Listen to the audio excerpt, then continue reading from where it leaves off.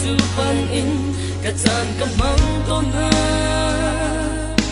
ra thele chu rit mi vial te na ka sin ra u ati tin na kha kam pek na lai nan chu rit vial te kan chan na lai ati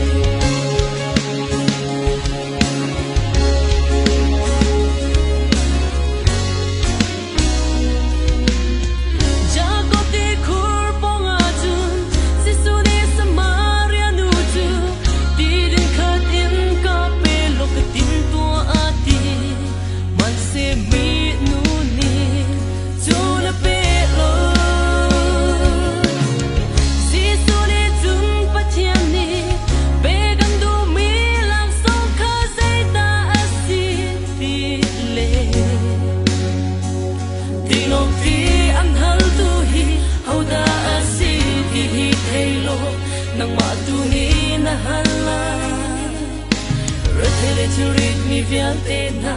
ka sin ra u ati din na kha kam pek na lai nan chu ril vial te kan chan na lai ati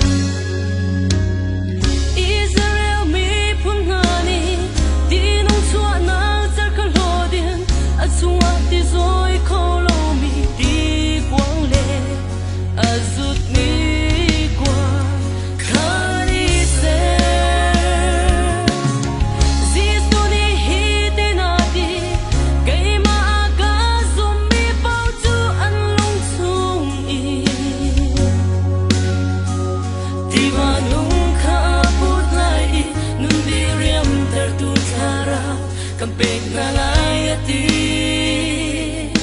ra thele chu rit mi vial te na ka sin ra u ati din na kha kam pek na lai nan chu rit vial te kan chan na lai